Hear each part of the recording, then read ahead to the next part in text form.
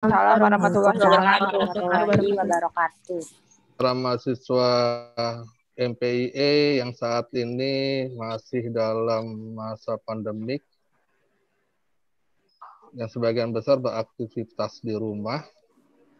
Tapi sayang Bapak nggak bisa lihat langsung muka wajahnya nih. Ini foto profilnya semua. Bisa nggak ditampilkan wajahnya langsung? Bapak ingin lihat satu-satu, ada perubahan nggak ya? Orena sudah. Rahma itu foto profil ya? Ya Pak. Coba tolong Rahma jangan foto profilnya. Elizabeth juga. Siapa? Masih buluk, Pak. Enggak, belum rapi. Bapak mau lihat wajahnya. Ada perubahan nggak selama beberapa bulan di rumah? Itu kan bisa cakep.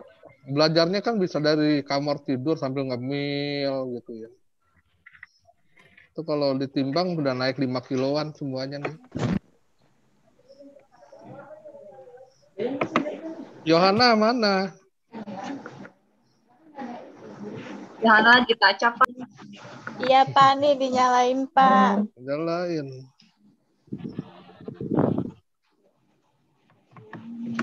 Oke. Fani dari tadi kok foto profilnya terus. Ivo juga nih. Belum mandi, Pak. Ntar Pak kalau saya udah mandi, saya tunjukin. Kamu gimana sih jam 10 belum mandi? Biar cantik lihat Bapak. Anak gadis gini jam 10 belum mandi. Nungguin Bapak. Jauh dari jodohnya. Saya nungguin Bapak. Ya aduh. Kuliah dulu Pak baru cari jodoh. Iya bagaimana mau dapat jodoh orang bangunnya jam 10 udah ke patok ayam. Jodohnya udah di patok ayam semua ntar. Oke ya kita lanjut ya. Udah jam gini. Iya Pak lanjut. Ini sekedar refreshment bahwa setiap kali LSD akan mengadakan uji kompetensi, ya. Nah, mahasiswanya itu, Bu Mona tolong nanti tolong difoto Bu Mona ya. Iya Pak. Ya, oke. Kita akan mengadakan refreshment untuk tolong peserta uji kompetensi. Bahwasannya pada tahun ini uji kompetensi itu berbeda dengan uji kompetensi tahun-tahun yang lalu. Ya. Karena pada masa pandemik pada saat ini, rencana akan kita LSP akan mengadakan uji kompetensi itu secara online. Ya. Bapak akan coba tampilkan slide-nya ya.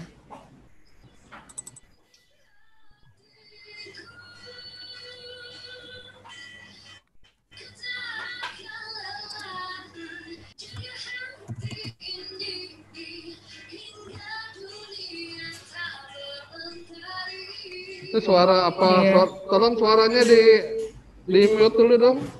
Ya suara nyanyi itu. Di mute dulu. Oke ya. Jadi pelaksanaan asesmen uji kompetensi secara offline LSP Politeknik APP Jakarta sebenarnya menunggu verifikasi dari hasil verifikasi BNSP. Dokumen persyaratan asesmen uji kompetensi yang sudah kita ajukan ke BNSP itu belum mendapatkan hasil verifikasi. Ya. Nah ini adalah kalau LSP ingin mengadakan uji kompetensi jarak jauh, alur ini harus dipenuhi. Nah LSP sudah sampai di sini. LSP mengajukan permohonan pelaksanaan sertifikasi kompetensi jarak jauh dengan melampirkan beberapa dokumen persyaratan yang menjadi pedoman persyaratan oleh BNSP. Keinginan kita dari sini itu akan diverifikasi oleh BNSP dokumen-dokumen ini. Ya, dokumen-dokumen ini akan diverifikasi oleh BNSP. Nanti hasil verifikasinya itu BNSP akan mengeluarkan surat keputusan. Surat keputusan menerbitkan hasil verifikasi. Nah, dari keluarnya surat keputusan ini, LSP harus melakukan uji coba yang disebut dengan witness. Jadi sebelum kita melakukan uji kompetensi, harus ada uji coba dulu, witness, yang akan disaksikan oleh BNSP. Nah, ini adalah ujiannya di sini. Ujian antara LSP dengan BNSP adanya di sini. Kalau seandainya witness itu disetujui oleh BNSP, kita bisa melakukan asesmen jarak jauh. Tapi kalau witness-nya tidak disetujui, harus ditunda. Nah, itulah alur persetujuan. Tapi pada kenyataannya sekarang, ya, dari alur persetujuan asesmen jarak jauh ini langkahnya baru ada di sini. Belum sampai di sini. Tuh. Ya, padahal waktu untuk uji kompetensi kita yang sudah kita jadwalkan sudah semakin dekat. Gitu. Ya. Nah, dokumen yang kita ajukan ke BNSP itu Apa? Udah dibeli. ini Apanya? adalah Taruh. terdiri dari SOP, ini sudah kita buat, sudah kita ajukan semua dokumen-dokumen ini ke BNSP, ya, dengan harapan bisa dilakukan verifikasi, ya, oleh BNSP. Seperti ini. Nah, ini. Ya. Nah, ini adalah perkiraan pelaksanaan yang akan kita lakukan di dalam melakukan uji kompetensi. Nah, pengajuan dokumen tadi adanya di sini pada tanggal 20 Juli. Ya. Yang berisi ini. Jadi tanggal 15 Juli ini kita mempersiapkan dokumen-dokumen, lalu tanggal 20 Juli kita mengajukan dokumen ini ke BNSP. Harapan kita adalah LSP pada tanggal 27 BNSP melakukan verifikasi. Setelah mereka melakukan verifikasi, keluarlah SK verifikasi tanggal 10 Agustus perkiraan LSP ini. Karena ini adalah perkiraan dari pengalaman yang sudah pernah dilakukan oleh LSP lain. Nah, dari tanggal 10 ini, Agustus, kita akan melakukan witness tanggal 25 Agustus. Khususnya adalah witness untuk skemanya PIWAR dan skemanya logistik. Karena mereka skemanya baru. Ya, kita akan witness di sini. Barulah tanggal 5 September kita mengadakan uji kompetensi secara serentak. Secara daring. Jadi 3 program studi pada tanggal 5 September ini akan kita lakukan uji kompetensi. Nah, untuk saat ini sepertinya kita tidak bisa melakukan uji sertifikasi secara online karena masih terbentur dengan pengajuan dokumen kita yang sampai saat ini belum diverifikasi. Nah, kalau kita menunggu, ini akan memakan waktu ya, waktu berjalan terus.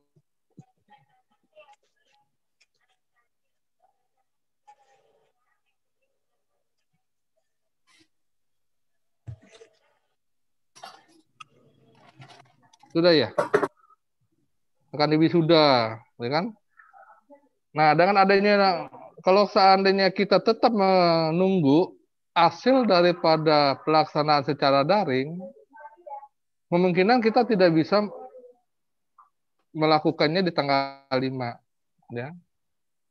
Padahal LSP mempunyai komitmen sebelum mahasiswa itu diwisuda, mereka harus sudah menjalankan uji kompetensi yang diselenggarakan oleh LSP. Ya.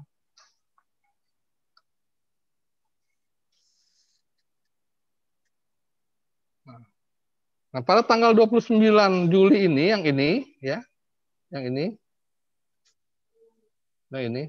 Ya. Itu kan tanggal 20 nih, tanggal 20 ya, kita mengajukan ke BNSP. Karena ada sesuatu hal, kita revisi tanggal 29 Juli baru kita ajukan ke BNSP dokumennya itu. Ya, dan sampai saat ini dokumen telah diajukan belum mengalami verifikasi oleh komisioner BNSP. Sementara perencanaan pelaksanaan uji kompetensi sudah semakin dekat. Apa yang harus kita lakukan? Ya kita harus melakukan, tetap harus ada uji kompetensi. Mau tidak mau harus kita lakukan adalah dengan cara offline. Ya. Jadi berdasarkan program kerja dan komitmen LSP tahun 2020, LSP punya kewajiban mensertifikasi 334 peserta kompetensi. Ya. Itu komitmen kita. Kalau seandainya 334 ini adalah peserta yang kita asumsikan adalah melaksanakan uji kompetensi secara online. Gitu. Nah, dikarenakan ada sesuatu hal, akhirnya kita coba melakukan uji kompetensi secara offline. Tapi tentunya dengan menerapkan protokol kesehatan sambil menunggu hasil verifikasi dari BNSP. Jadi biarkanlah dokumen yang sudah kita masukkan ke BNSP, ya, kita sambil menunggu, mudah-mudahan BNSP bisa memverifikasi, nanti sisanya akan kita lakukan secara online. Untuk para mahasiswa yang di luar wilayah Jabodetabek. Kan sekarang ini kan terpencor-pencor nih. Ada yang di Medan, ada yang di Aceh, ada yang di NTT, NTB kan. Kasihan kan mereka kalau hanya sengaja datang dari Medan ke Jakarta hanya untuk uji kompetensi, berapa biaya yang harus mereka keluarkan. Nah, jadi untuk pelaksanaan offline ini, kita mengambil kebijakan adalah bagi mahasiswa yang berada di wilayah Jabodetabek. Atau bagi mahasiswa yang di luar Jabodetabek, tapi pada posisi uji kompetensi dia ada di Jabodetabek. Itu boleh mendaftar. Nah, asumsi kita LSP adalah yang mendaftar itu kurang lebih adalah 70%. Setelah kita cek untuk MPIE itu kurang lebih 86 orang peserta yang akan ikut uji kompetensi secara offline. Ya. Nah, adapun langkah-langkah yang akan diterapkan LSP dalam melakukan asesmen uji kompetensi offline, ya, tetap harus mengacu kepada pedoman protokol kesehatan. Ya. Kita akan membatasi setiap peserta itu adalah 18 orang. Bapak harap calon peserta kalian sudah mendapatkan distribusi daripada pembagian daftar peserta ya, distribusi asesornya. Sudah dapat kan? Sudah di-share kan? Sudah, Pak. Sudah ya. Nah, jadi setiap hari LSP hanya bisa melakukan uji kompetensi selama 18 orang. Ya. Jadi untuk pemasaran ini kurang lebih akan menjalani uji kompetensinya itu mulai dari tanggal 2, tanggal 3, tanggal 4, ya, sampai terakhir tanggal 9 September. Nah, peserta asesmen wajib menggunakan masker. Jadi setiap peserta yang akan ikut uji kompetensi harus wajib menggunakan masker. Kalau mereka tidak menggunakan masker, mohon maaf kami tidak bisa menerima untuk ikut uji kompetensi. Nah, peserta harus menjalani pemeriksaan suhu tubuh. Nanti akan diperiksa oleh security di pintu gerbang. Ya, di pintu gerbang nanti akan diberikan tanda peserta. Kita sepakat untuk peserta uji kompetensi diberikan tanda merah. Semua tanda merah. Biar agar bisa dikenali. Ya. Nah, peserta asesmen menggunakan busana putih hitam. Ya, terserah, pakai blazer boleh, ya. Tapi yang jelas kalau laki-laki harus pakai dasi. Perempuan, Pak. Perempuan nggak usah pakai dasi, nggak apa-apa. Tapi harus Alhamdulillah. tetap seperti itu. Ya, alhamdulillah pasti punya dasi ya di rumah ya. Baik, Pak. Ya, jadi harus pakai dasi. Nah, untuk sepatunya disesuaikan aja. Ya. Bapak hanya pesan jangan menggunakan sepatu yang hak tumitnya itu tinggi. Umpamanya 10 cm, 15 cm gitu ya. Jangan. Pakai yang haknya tipis saja. Ya. Biar gampang untuk berlalu lalang ataupun untuk nanti melakukan simulasi sebagai tenaga penjual atau sebagai tenaga layanan gitu ya. Seperti itu. Karena pengalaman ada peserta yang menggunakan haknya terlalu tinggi, akibatnya waktu dia melakukan simulasi kecengklak kakinya. Ya, akhirnya begitu kecengklak kakinya dia nggak bisa meneruskan untuk melakukan simulasi, ya akhirnya gugur. Ya, statusnya adalah BK, belum kompeten. Hanya gara-gara hak sepatunya yang terlalu tinggi. Ya, seperti itu. Nah, ini harus dilakukan oleh si peserta. Ya. Nah, jadi, nanti di security memegang nama daftar peserta setiap hari. Jadi kalau seandainya ada kalian umpamanya tanggal 2 ikut ujian, namanya tidak ada di situ. Berarti tidak bisa untuk masuk. Ya. Karena semua nama-nama itu sudah kita sesuaikan dengan daftar distribusi. Nah, sudah ada. Jadi kalau seandainya tidak ada namanya di pos satpam tidak membolehkan peserta untuk masuk ke areal kampus. Jadi yang boleh masuk hanya ada di daftar nama peserta yang dipegang oleh satpam pada hari H, di mana mereka itu ujian sesuai dengan tanggalnya. Ya, oke.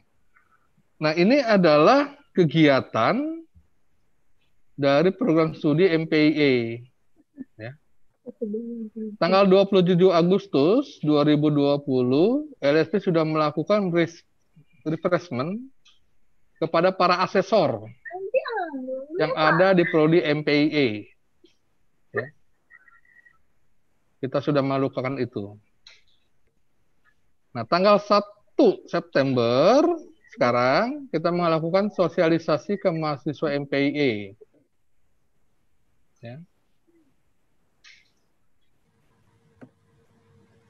Dan tanggal 2 kita melakukan uji kompetensi. Ya, sesuai dengan jadwal terlampir di sini. Ini jumlah pesertanya dari 75 orang sudah naik menjadi 86 orang.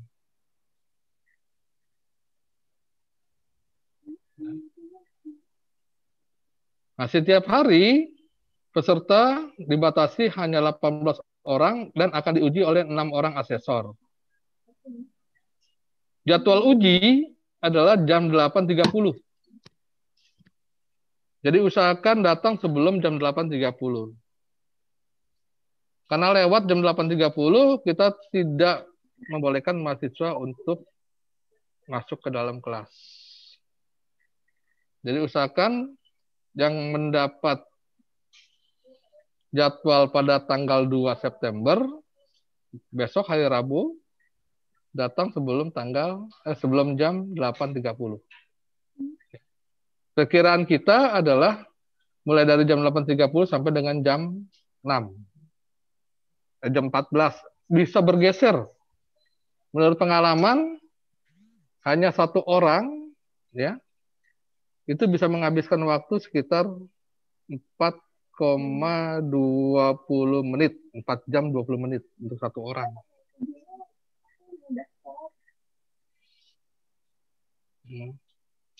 Nah, ini gambaran daripada uji kompetensi yang akan dilakukan oleh setiap mahasiswa. Jadi pada nanti di ruang kelas, ya, 1 ruang kelas itu akan diisi oleh 3 peserta uji kompetensi dan ditambah 1 asesor. Ya, kita akan bagi 6 ruang kelas dari 18 orang yang akan hadir setiap harinya.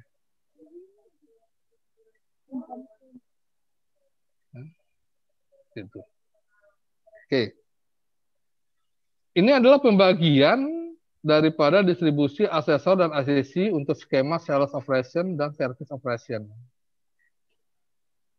Ya. Pendaftar untuk MPIE yang masuk ke LSP itu adalah 112. Ya, 112. Kemungkinan besar kalau ini dijalankan secara offline, ya, penyusutannya tidak begitu banyak. Tapi karena kita menjalankannya secara offline dan hanya berkisar di Jabodetabek, asumsi dari 112 orang ini 70%-nya mengikuti uji kompetensi, berarti yang akan mengikuti 75 orang. Ternyata lebih dari 75 orang, 86 orang. Nih, 87 malah. Tambah 1 terakhir kemarin. Ya, 87 orang. Ya. Jadi cukup membanggakan juga antusias daripada mahasiswa kita untuk mengikuti uji kompetensi walaupun pada masa-masa pandemik saat ini. Ya. Nah, nanti pada hari pertama, tanggal 2 September, ini menggunakan 6 ruangan. Yang masing-masing ruangan diisi oleh 3 asesi, 3 peserta, dengan 1 asesor. Berarti pada hari pertama tanggal 2 September, ini jumlahnya adalah 6 asesor dan 18 asesi. Hari kedua, tanggal 3 September, ini sama dengan hari pertama. Ya. Jumlahnya adalah 6 asesor dan 18 asesi. Nah, hari ketiga, ini ada 2 di ruang 6 ini, hanya ada 2 orang asesi dan 1 asesor. Berarti jumlahnya adalah 17 orang asesi dan 6 asesor. Untuk hari keempat, tanggal 7 September, masing-masing ruangan hanya diisi oleh 2 asesi dan 1 asesor. Berarti jumlahnya adalah 6 asesor, 12 asesi. Nah, begitu juga dengan hari kelima ini 12 asesi. Ya, masing-masing ruangan diisi 2 asesi ditambah 1 asesor. Jadi jumlahnya ini 12 asesi dan 6 asesor. Sementara pada hari ke-6 terakhir, kita hanya menggunakan 4 ruangan. Yang masing-masing ruangan ini diisi 2 asesi, ada yang 3 asesi. Ini karena penambahan 1 orang paling akhir ditempatkan di sini. Ya. Dan ini 2 asesi dan ini 2 asesi. Jadi jumlahnya adalah untuk hari ke-6 ini 9 asesi dan 4 asesor. Jadi jelas ya, di mana Anda ada di sini, silakan aja nanti dilihat. Anda ada di hari apa, di tanggal berapa, dan jatuhnya di ruang berapa. Ya, itu sesuai dengan distribusi asesor yang sudah kita share. Oke, grup. Baik, Pak. Nah, ini adalah di perkiraan durasi. Perkiraan durasi waktu asesmen uji kompetensi. Perkiraan. Untuk skema tenaga pemasar operasional penjualan. Ya. Ini. Teorinya, untuk pilihan ganda ini ada 28 soal. Waktunya 35 menit. Esainya ada 11 soal. Open book. Waktunya 30 menit. Nah, Bapak harap modul materi yang sudah kita share itu dibawa. Ya. Untuk mengisi materi ujian yang model essay ini. Ya. 35 menit.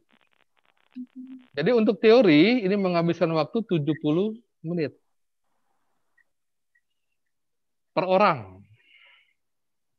Ya. Simulasinya atau demonstrasinya Nanti ada demonstrasi melaksanakan komunikasi efektif. Ini waktunya 10 menit. Melaksanakan penulisan bisnis.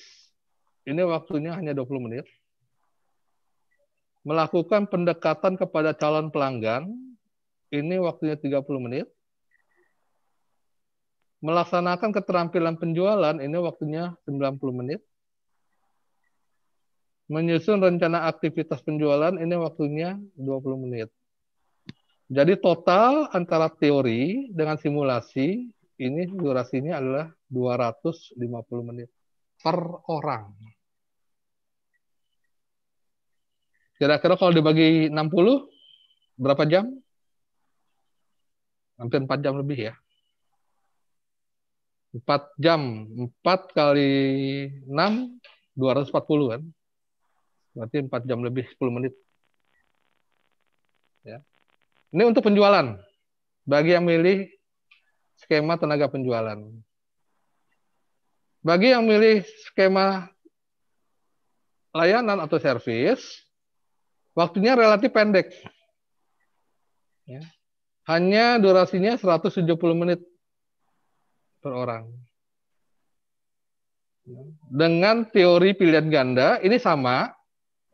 Teori pilihan ganda antara skema tenaga pemasar operasional layanan dengan skema tenaga pemasar operasional penjualan, ini sama soalnya. Ya. Masing-masing pilihan ganda 28 soal, 35 menit, dan essay 11 soal, open book 35 menit. Nah, yang berbeda ada di sini. Di simulasi dan demonstrasinya. Ya. Ada melaksanakan komunikasi efektif, ini 10 menit. Melaksanakan penulisan bisnis, ini sama. Di penjualan juga ada melaksanakan penulisan bisnis. 30 menit waktunya. Mewujudkan kepuasan pelanggan, bagaimana seorang tenaga pelayan itu bisa menciptakan kepuasan pelanggan dari servis yang diberikan. Ini waktunya diberikan 30 menit. Dan bagaimana menangani keluhan pelanggan. Ya. Atau yang disebut dengan handling objection, biasanya seperti itu. Ini waktu 30 menit. Jadi total durasi adalah 170 menit. Ya, hampir 3 jam. Ya. Nah, ini adalah durasi waktu asesmen uji kompetensi skema tenaga pemasar operasional. Bapak harapkan setiap peserta yang akan ikut uji kompetensi membawa makanan sendiri dari rumah. Khususnya sarapan atau untuk makan siang. Untuk air mineral akan diusahakan oleh Politeknik APP. Jadi nanti setiap mahasiswa boleh mengambil 1 botol air mineral yang kita sediakan, 1 orang 1, ya, selama pada hari itu mengikuti uji kompetensi. Nah, untuk skema penerapan prosedur ekspor impor dan skema warehouse ini sama modelnya atau polanya dengan sales operation dan service operation. Sama. Ya. Nah, mungkin itu gambaran daripada uji kompetensi yang bisa Bapak berikan untuk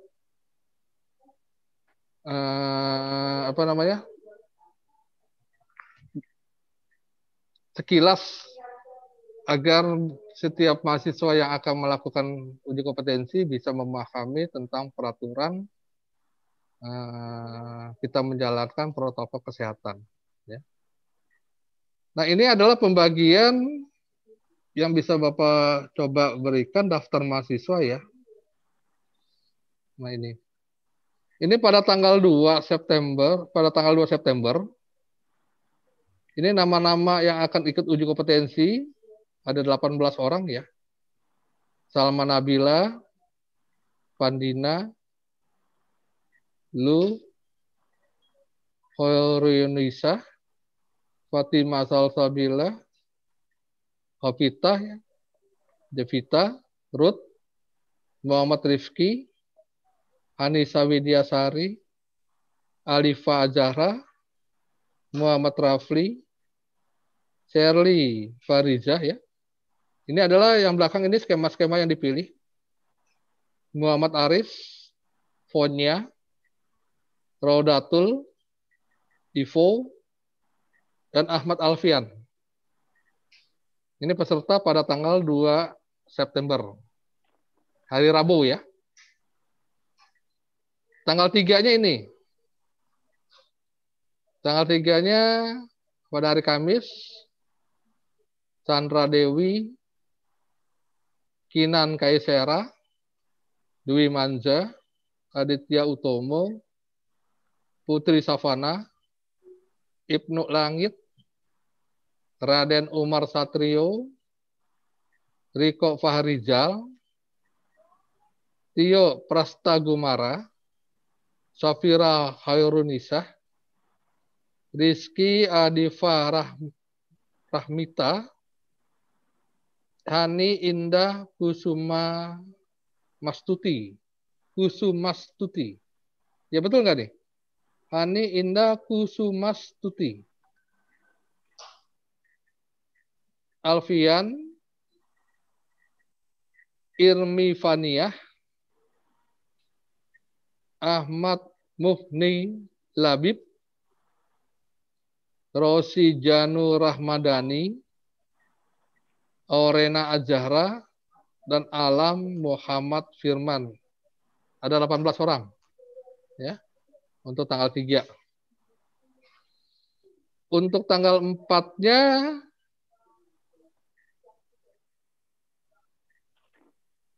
Putri Angelina, Imas Melati, Rizka Amelia Ramadhani, Rubiatul, Gania, Maula Zikri, Harni Sri Lestari, Lutfiani Nurha, hanya apa ya?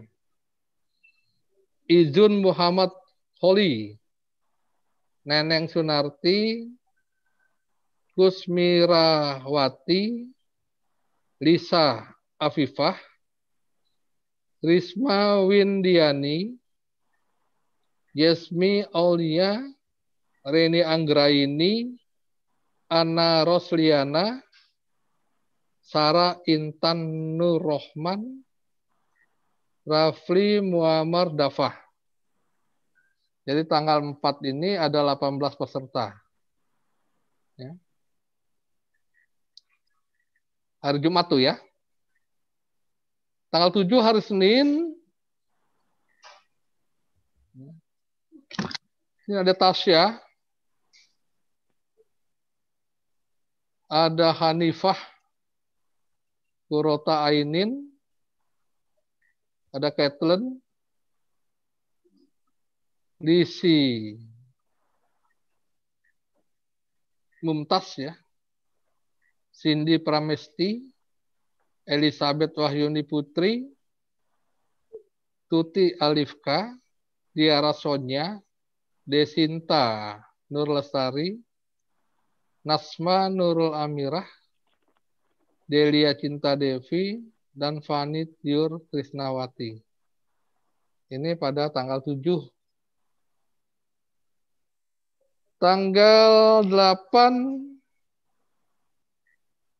Muhammad Hafiz Rizki, Aini Rohman, Naik Meyulina, Neneng Nurmaida, Lamtio Rumiris, Wahyuni Aulia, Maria Grace, Nisa Jafira, Rahman Nurul Arifin, Roro Tiara Rani Timur, Nur Oktavia, dan Arkanito Diptanto Putra.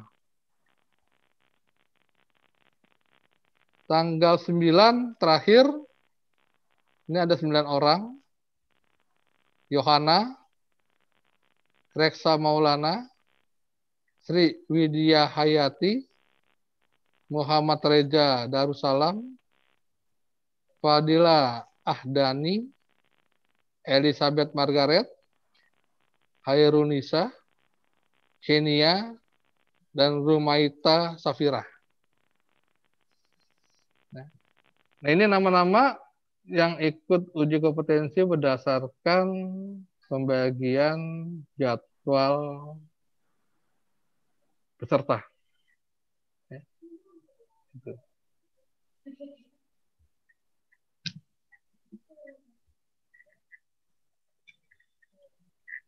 Sementara ada ini daftar peserta ini apa ya? Ini distribusi ya.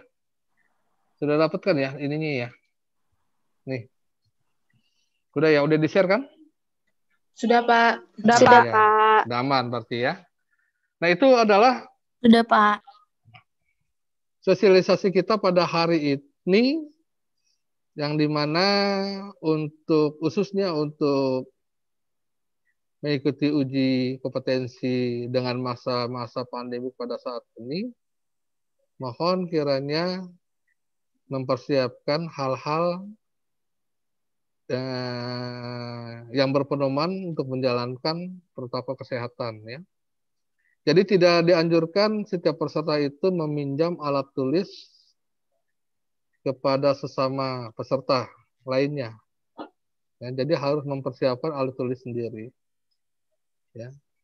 Kedua, tidak diperbolehkan nanti bisa saja waktu menunggu uji kompetensi yang bersifat praktek atau simulasi, ini kan harus satu orang memperagakan. Bagi yang belum mendapatkan giliran untuk mensimulasikan, dimohon di kelas atau di ruangan,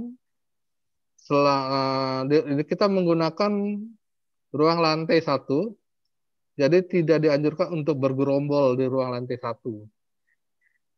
Ya. Tidak dianjurkan untuk bergerombol. Jadi mohon jaga jarak untuk masing-masing peserta yang menunggu giliran untuk melakukan simulasi. Ya. Dan begitu juga untuk waktu nanti istirahat, kiranya kalau seandainya ingin makan siang, ya, Bapak harapkan makan siangnya itu dibawa dari rumah untuk menghindari daripada tidak higienisnya masakan yang ada di luar. Jadi lebih aman membawa sendiri masakan ibu kita sendiri, dan itu harus dipersiapkan. Ya. Kalau untuk boleh juga mempersiapkan minum, walaupun dari APP sudah nanti akan kita berikan minum, dikhawatirkan tidak cukup ya, karena waktunya dari pagi hingga sore. Ya, seperti itu.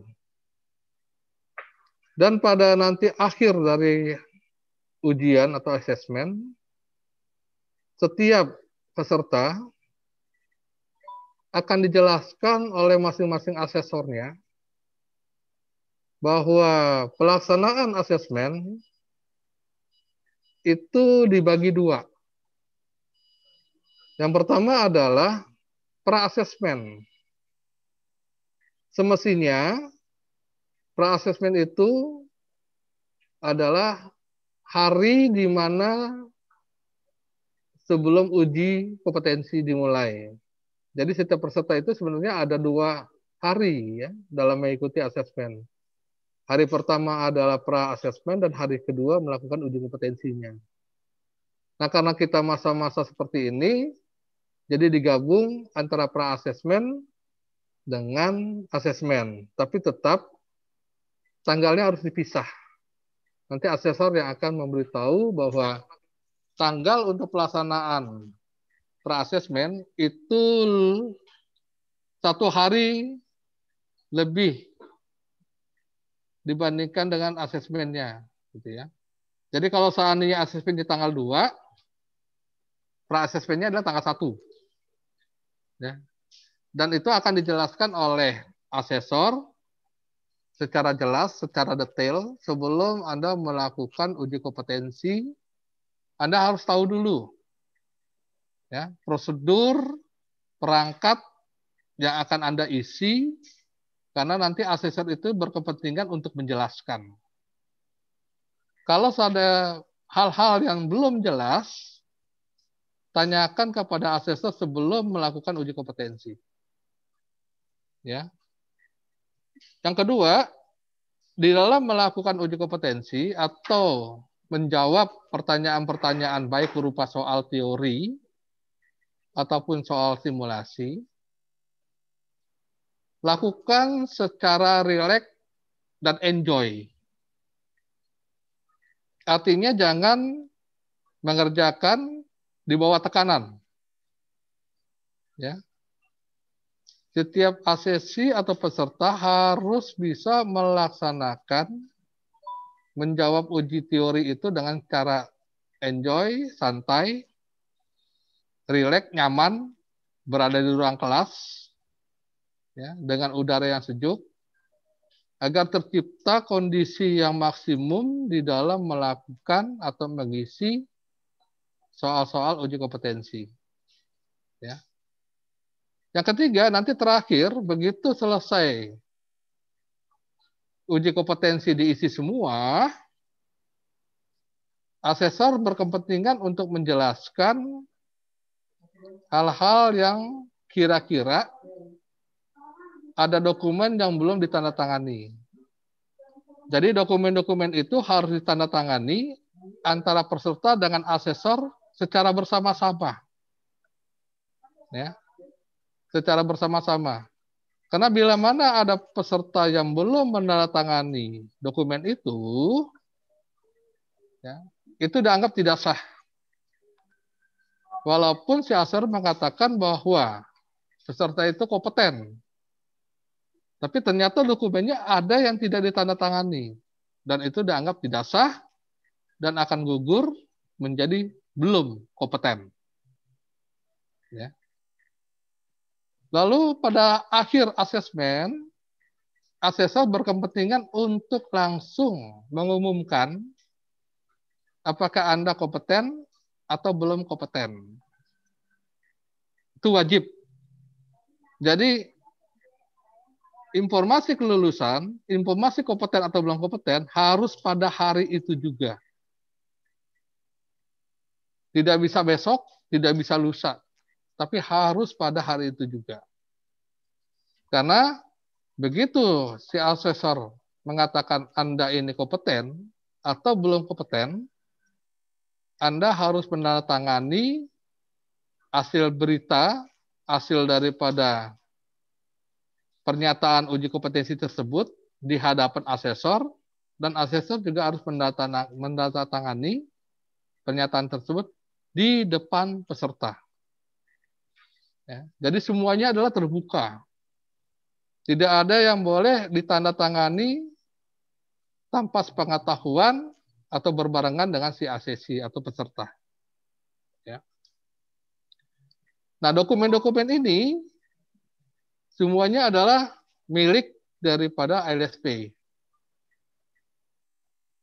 Kita tidak akan menyebarluaskan atau mempublikasikan dokumen-dokumen ini atau data-data ini kepada orang-orang yang tidak berhak untuk mengetahuinya. Yang berhak untuk mengetahuinya adalah LSP dengan stafnya. Di luar itu, yang lain tidak berhak.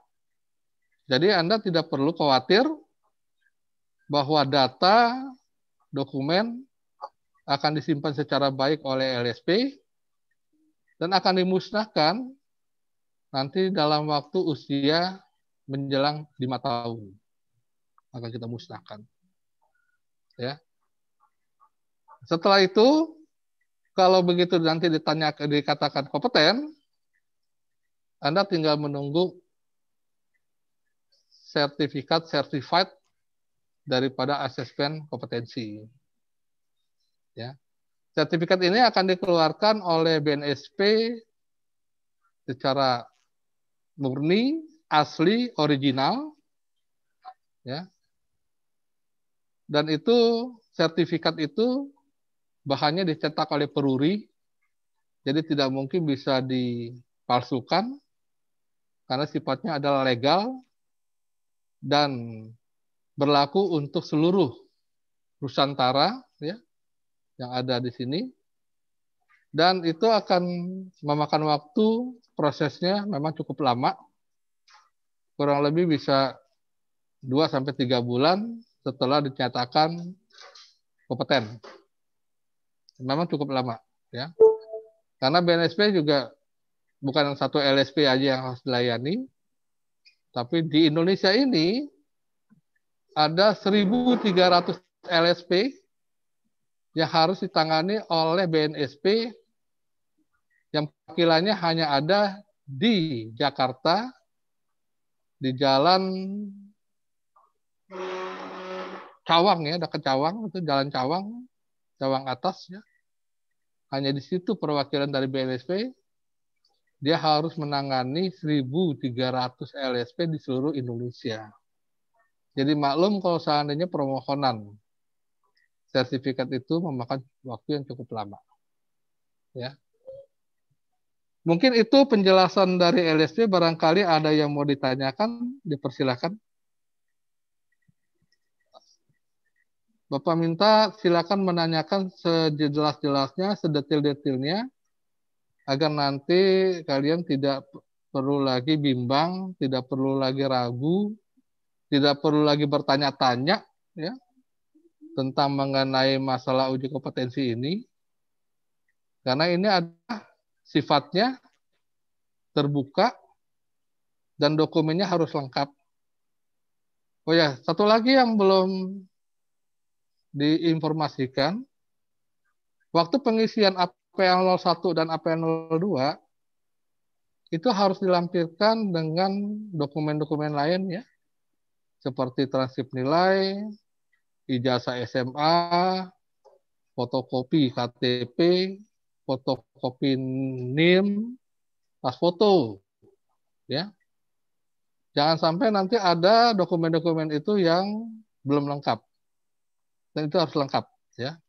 Dan itu harus akan dicek kembali oleh LSP. Kalau saatnya dinyatakan tidak lengkap, akan ditunda uji kompetensinya.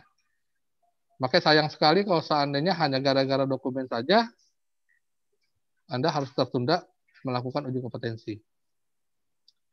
Yang berikutnya adalah di dalam transkrip nilai ada persyaratan-persyaratan tertentu. Kalau si pendaftar itu mengambil skema sales operation atau tenaga pemasar operasional penjualan, tentunya harus ada mata kuliah di semester 2 yang harus lulus, yang terkait dengan skema sales operation, yaitu mata kuliah personal selling. Teori dan praktek harus minimal mendapatkan nilai C. Di luar itu tidak akan bisa mengikuti uji kompetensi. Kedua, untuk mengambil service operation atau tenaga pemasar operasional layanan, mata kuliah pelayanan prima harus lulus minimal mendapatkan nilai C. Di luar daripada kurang dari nilai C, peserta dianggap gugur dan tidak berhak untuk mengikuti uji kompetensi pada skema tersebut. Ya. Nah, itu adalah persyaratan-persyaratan dan informasi-informasi yang LSP bisa berikan sebelum Anda melakukan atau melaksanakan uji kompetensi tersebut. Ingat bahwa uji kompetensi akan dilaksanakan pada jam 8.30. Datanglah sebelum jam 8.30.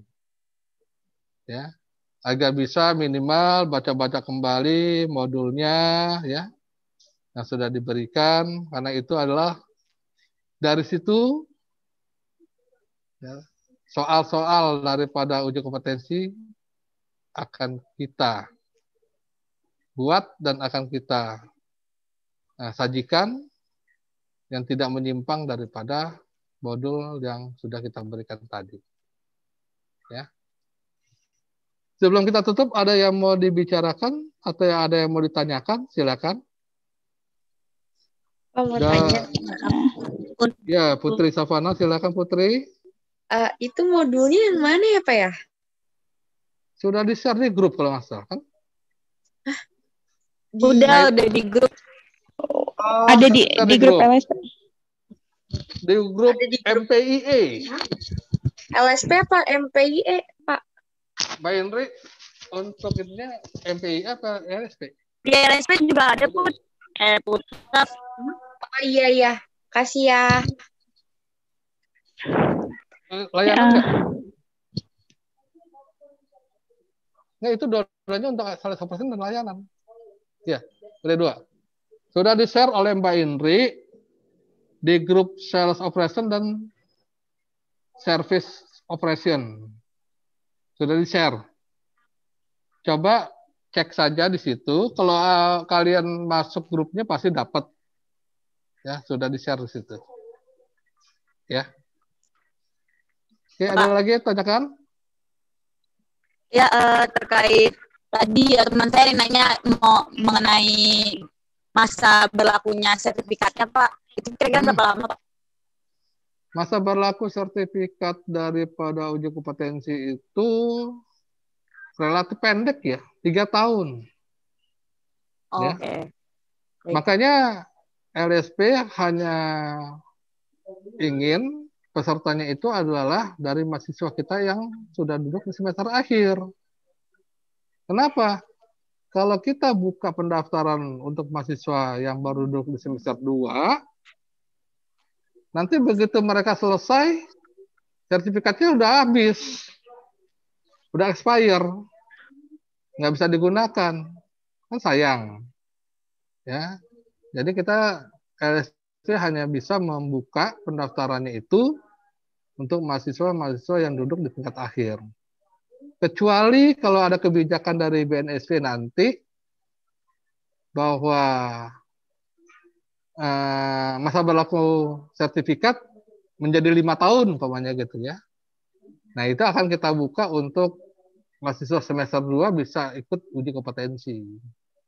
Selama uji kompetensi skema itu mereka sudah menjalani mata kuliah yang masuk ke dalam kategori skema yang dipilih.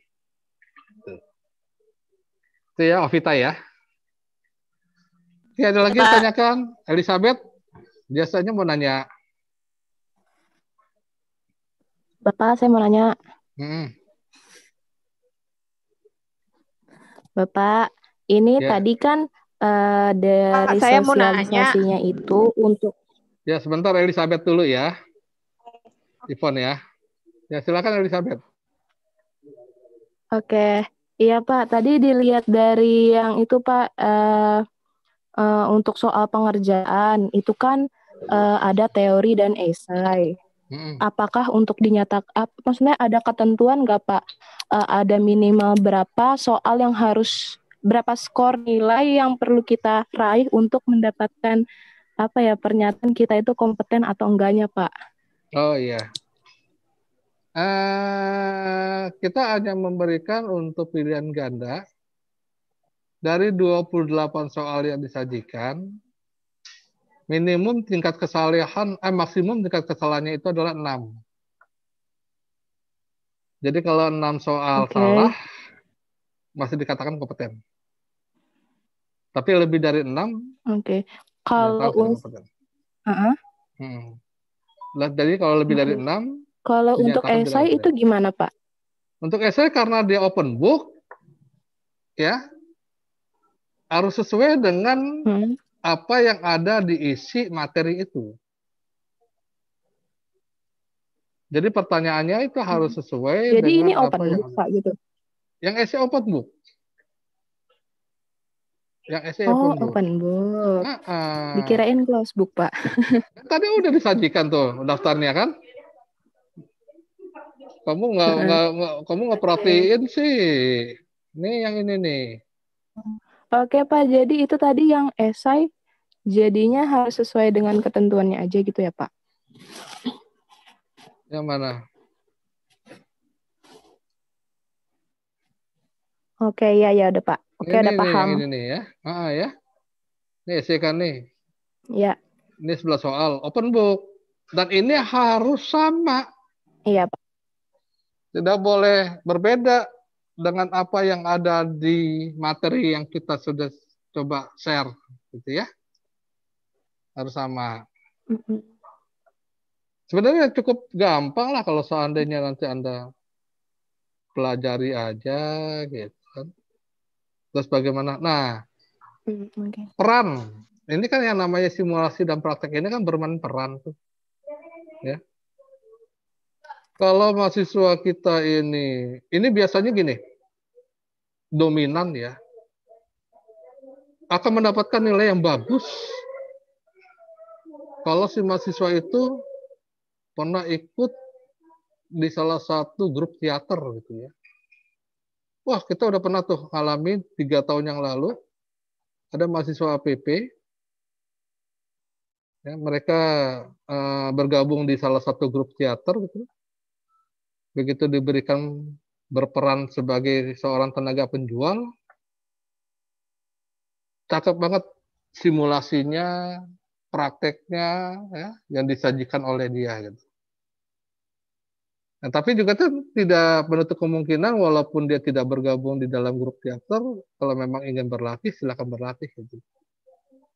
Ya, cobalah berlatih di depan cermin gitu kan, karena akan kita lihat dari mulai ujung rambut sampai ujung kuku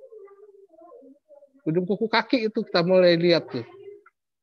Ya, bagaimana seorang penjual itu mempunyai profil gitu ya, kita akan lihat. Ya, mulai dari dandanannya seperti apa, make up-nya seperti apa, gitu kan. Kita mulai lihat itu. Ya. Itu salah satu yang Bapak yang Bapak informasikan. Padahal itu tidak boleh diinformasikan kepada kalian gitu. Itu salah satunya seperti itu. Ya. Jadi cobalah belajar di depan cermin untuk melakukan adegan-adegan berperan sebagai tenaga penjual ataupun berperan sebagai tenaga seorang pelayanan gitu. Atau customer service. Ya. Ivo tadi mana Ivo? Pak. Ya, Pak, silakan saya Po. mau tanya. Ini saya mau nanya kan tadi kan di slide itu kan Bapak bilang yang soal esai itu open book. Nah, untuk PG-nya itu juga open book atau buat esainya aja Pak yang open book, Pak? Makasih, Pak. Ya, PG-nya nggak open book. Esainya jadi close aja. book ya, Pak? Ya. Jadi nanti PG dulu mengerjakan, materinya di close, setelah PG selesai, diperlihatkan kepada asesor, baru mengerjakan esainya, buka materinya. Ya, jadi materinya baik, yang Pak. esainya yang open book. Makasih, Pak. Oke, ada lagi? Pak, saya mau nanya. Pak, Ya, Foni. Ya. Pak, kalau untuk LSP nanti ada properti yang perlu dibawa nggak Pak? Soalnya kan kalau online tuh ya ada nyiapin yang kardus HP. Nah kalau offline ini untuk propertinya disediain atau kita nggak usah bawa Pak? Makasih. Oke. Untuk properti seperti itu LSP sudah menyediakan kardus-kardus HP. Ada. Oh ya, oke Pak. Kita udah sediakan, tapi jangan sampai hilang. Kalau udah selesai taruh aja di meja ya, biar nanti asesornya yang yang membenahi gitu ya. Ada. Terima kasih Pak. Oke. Apa lagi? Rodatul. Bapak mau nanya lagi? Ya, boleh. Elizabeth, silakan. Tapi Elizabeth dulu mau nanya tadi kan Bapak bilang. Ya udah, siapa dulu nih Pak? Elizabeth, silakan. Ya udah gini. Pak, tadi yang Bapak jelasin di simulasi itu kan kita kan seperti bermain peran ya Pak. Nah, ini kita simulasinya khususnya untuk sales sales out maksudnya service itu antara sesama asesi atau asesi dan asesor, Pak? Asesi dan asesor. Asesi dan asesor. Oke. Iya. Iya. Kan Sama asesor satu itu, anggaplah sama asesor satu itu, adalah orang yang menjadi sasaran si penjual ataupun si customer service. Oke. Apa lagi? Iya, Pak. Bapak, saya mau nanya Sama lagi. ini, Pak. Satu lagi, Pak. Satu lagi. Silakan, Elizabeth. Nanggung satu lagi sebentar ya. Ini untuk yang PG, Pak. Untuk yang PG itu kita ngerjainnya sama kalau kita ujian di kampus nggak sih, Pak? Pakai pensil gitu-gitu. Pakai apa sih? Sistem yang bulat-bulat itu loh, Pak. Oh, lembar jawaban komputer. Iya, LJK. JK. Ya, untuk saat ini kita nggak pakai itu. Ya, jadi kita pakai manual saja. Pakai manual. Alhamdulillah. Itu kan hanya 3 orang asesi dalam satu ruangan ya. Barangkali itu bisa dilakukan oleh asesor secara cepat. Kecuali kalau seandainya dalam satu ruangan itu ada 10 atau 15 orang, mungkin kita harus menggunakan LJK di dalam pemeriksaannya. Ya. Oke, tadi ada siapa? Raudatul yang mau dulu tadi mau tanya? Iya, Assalamualaikum Pak Agus. Waalaikumsalam. Iya, Pak, saya mau nanya. Kan ujian tulis dulu ya Pak, baru ujian yang praktiknya itu, yang simulasinya. Iya, iya. Nah, itu dari jarak dari uji tulis ke uji praktiknya itu nanti sistemnya seperti apa ya Pak? Apa akan diarahkan satu orang satu kelas atau bagaimana Pak? Iya. Yang megang peranan itu adalah asesornya ya. Jadi bisa saja untuk uji teori itu secara paralel. Ya, tiga-tiganya melakukan uji teori. Setelah selesai, nanti tiga-tiganya keluar dan akan dipanggil oleh asesornya. Siapa dulu itu hak prerogatif daripada asesor. Jadi peserta dimohon untuk bersiap-siap saja. Kalau namanya dipanggil tinggal masuk. Ya, tinggal masuk, nanti peragakan sesuai dengan soal yang ada di lembar soal. Kan peserta nanti akan memegang dokumen lembar soal. Ya, nanti cobalah lakukan sesuai dengan instruksi yang ada di dokumen lembar soal itu. Kalau Anda diminta peragakan, ya lakukan peragakannya. Kalau Anda diminta untuk bernyanyi, ya lakukan untuk bernyanyi, gitu ya. Bagaimana seorang profesional kalau seandainya kita bernyanyi, gitu. Namanya seperti itu. Jadi ada instruksi-instruksi yang harus dijalankan sesuai dengan di dokumen soal tadi, ya. Jadi kalau seandainya kita tidak ada urutan-urutan, si A dulu harus masuk, si B dulu harus masuk, enggak. Tergantung asesornya aja. Apakah asesornya nanti mau melihat urutan daripada distribusi asesor dan asesi, atau mau diacak, itu silakan, nggak apa-apa ya. Saya mau nanya. Silakan Putri, sebentar Neneng. Putri Savana tadi mau nanya. Siapa dulu Pak? Silakan Putri Savana dulu. Bapak, itu dengar-dengar kalau misalnya itu nyiapin PPT juga ya Pak, atau gimana Pak? Itu nanti di soal aja. Oh iya, satu jangan lupa, tolong bawa laptop ya. Lupa tuh. Bawa laptop, lalu usahakan HP-nya itu harus ada kuota internetnya ya. Oke Pak. Ya. Nah, untuk produknya itu Pak, HP doang atau ada yang lain lagi Pak? Kalau seandainya nanti di soalnya itu ada 2 jenis produk, ya 2 jenis produk itu yang harus diperagakan. Tapi kalau di soalnya hanya 1 jenis, ya 1 jenis soal, jenis produk itu aja yang harus diperagakan. Semuanya kan tergantung di soalnya. Berarti wajib bawa laptop ya Pak? Wajib bawa laptop, wajib. Bapak lupa tuh. Wajib bawa laptop, wajib bawa HP yang punya kuota internetnya ya, yang masih bisa berlaku. Oke Pak. Saya mau nanya itu bawa laptop untuk semua skema atau ada skema yang tertentu aja Pak yang harus bawa laptop Pak? Semua skema. Baik Pak. Makasih Pak. Oke. Pak, mau nanya Pak. Neneng silakan. Untuk pra asesmen itu kan H-1 ya Pak? Untuk yang besok akan uji LSP itu pra asesmennya berarti hari ini ya Pak? Enggak.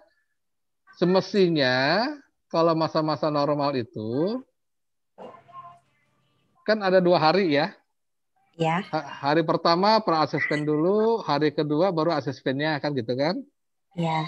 Nah karena kita tidak normal, pada besok tanggal 2 itu digabung antara pra-asesmen dengan asesmen.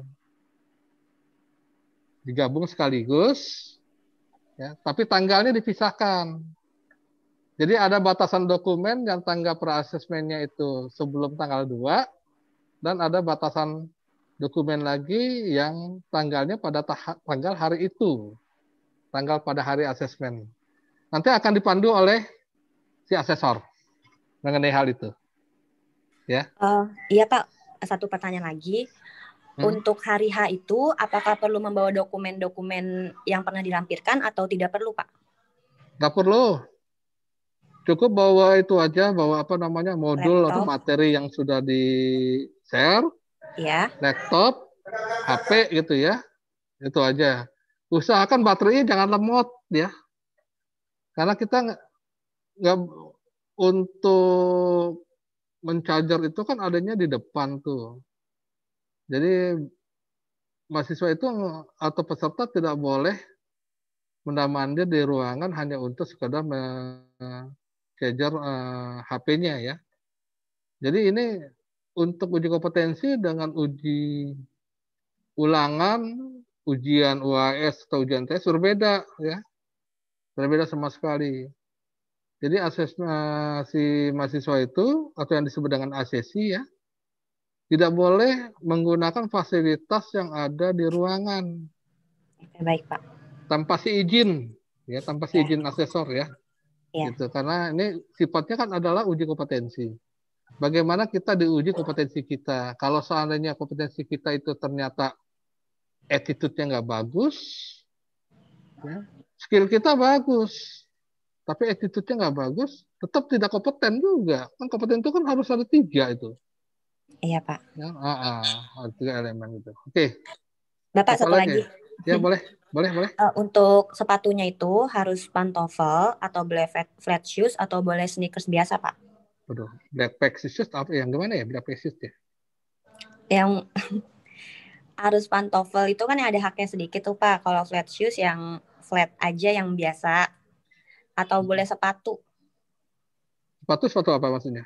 Sepatu yang ada talinya gitu Pak. Oh sneakers. Gitu. Sepatu sport gitu loh Pak. Oh iya. Sepatu sport. Nggak cocok atau ya pakai sepatu sport ya. Kan atasnya putih, bawahnya hitam seperti orang yang mau bekerja pakai blazer. Oke. Jadi cocoknya pakai sepatu itu yang pantofel, ada haknya ya, tapi Pak. Kecil. Kalau berarti flat shoes boleh ya Pak? Boleh juga, boleh. Tapi warnanya warna hitam ya kalau bisa ya, gelap ya. Iya Pak, siap.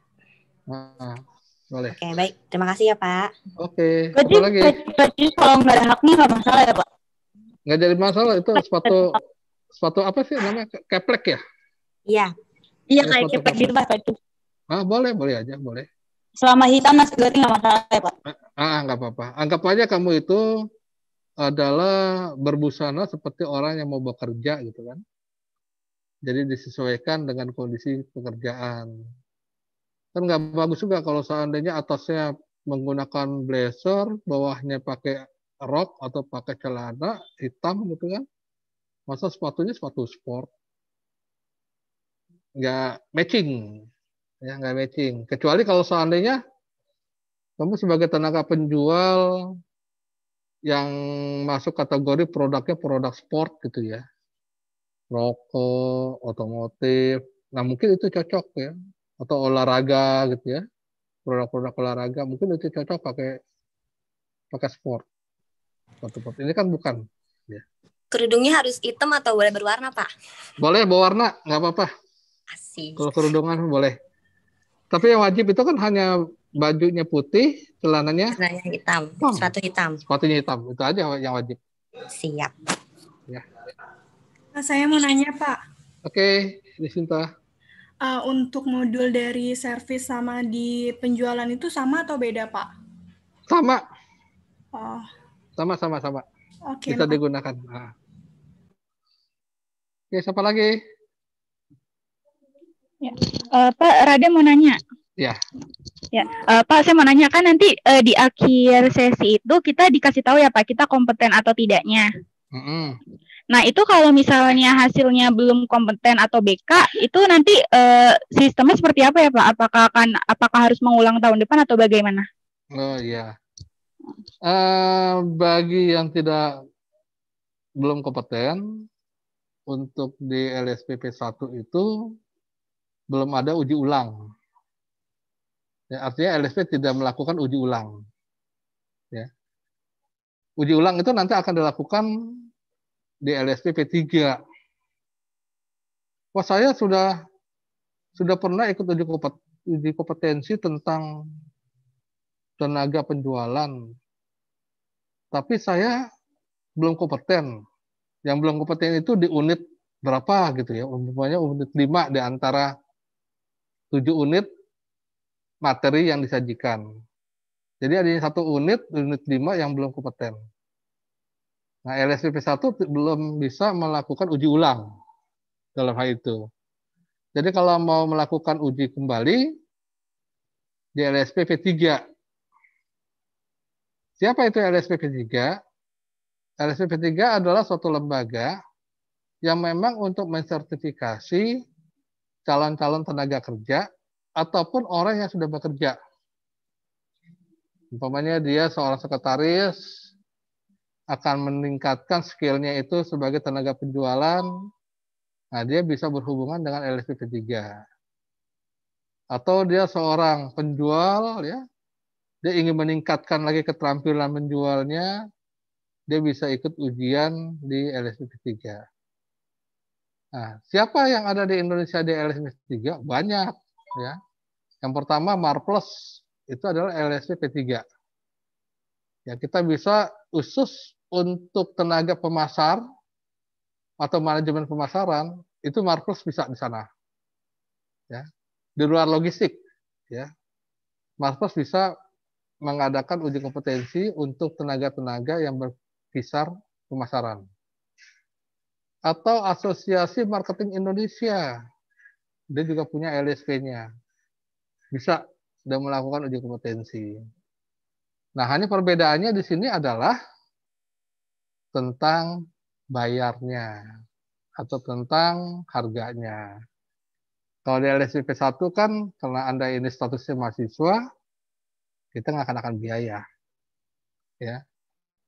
Kelihatannya nggak bagus juga kalau seandainya mahasiswa kita sendiri kok dibiayain gitu loh. Dikenakan biaya untuk uji kompetensi. Ya kalau bisa free. Jadi kita free-kan. Tapi nanti kalau status Anda sudah bukannya mahasiswa APP lagi, Anda sudah dinyatakan wisuda. Dang, gitu kan. Sudah diwisuda. Berarti kan statusnya kan udah lepas tuh. Udah nggak jadi mahasiswa kita lagi. Nah itu nggak boleh lagi di LSP APP.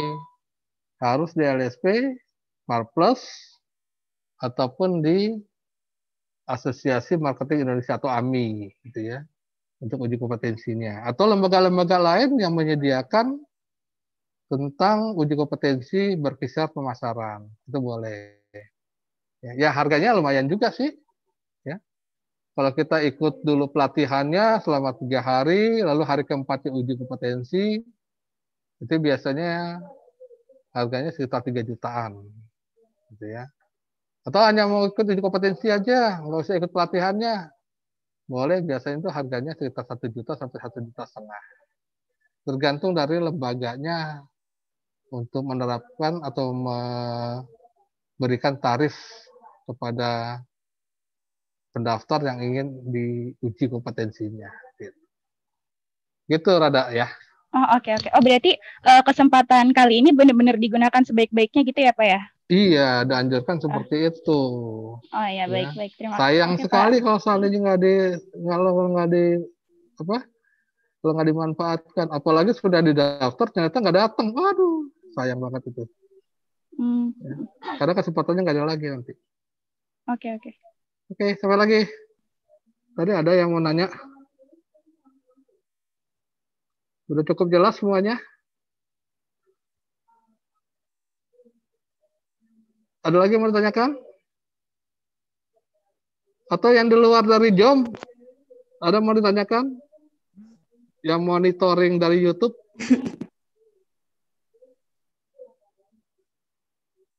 Baik, kalau nggak ada yang lagi ditanyakan, ya mudah-mudahan penjelasan dari Bapak ini sudah jelas.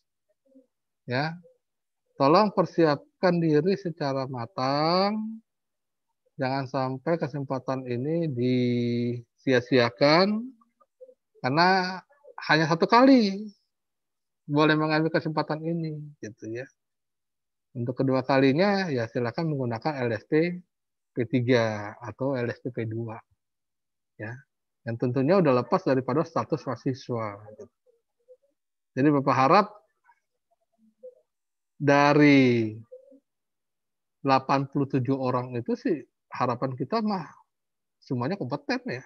Harapannya ya gitu ya. Harapannya kompeten. Ya makanya tolong dipersiapkan untuk sebaik mungkin agar nanti waktu uji kompetensi tidak mengalami suatu kesulitan. Ya, seperti itu. Oke. Masih ada lagi yang perlu dipertanyakan sebelum kita berpisah? Sudah cukup? Cukup ya? Cukup, karena semuanya sudah mute semua tuh. Mikrofonnya sudah mute semua. Iya, cukup, Pak. Oke, cukup. Baik, kalau begitu kita akhiri pertemuan kita sampai di sini. Selamat siang. Tolong terutama jaga kesehatan dengan masa-masa seperti ini. Kesehatan itu adalah sangat penting dan mahal harganya. Ya. Jangan terlalu bergerombol karena nggak tahu kita juga sampai kapan ini masa ini sampai berakhir ya. Terus terang kita juga bosen dengan pekerjaan yang tidak kasat mata seperti ini. Kita hanya menatap dari menggunakan teknologi. Tapi apa boleh buat, memang iklimnya seperti ini dan kita juga nggak tahu kapan berakhirnya. Yang penting kita jalankan saja dan jaga kesehatan dengan baik. Ya, jangan sampai tertular dengan virus-virus yang memang saat ini sedang bergentayangan di negara kita. Ya. Baik, terima kasih untuk mahasiswa MPIE. Nanti tanggal 7 Bapak akan memberikan sosialisasi untuk mahasiswa PIWAR dengan model seperti ini juga. Ya. Assalamualaikum warahmatullahi wabarakatuh. Assalamualaikum warahmatullahi wabarakatuh. Waalaikumsalam warahmatullahi wabarakatuh. Waalaikumsalam, Bapak. Waalaikumsalam, Pak Agus. Sama-sama. Makasih, Pak. Makasih, Pak. Makasih, Pak.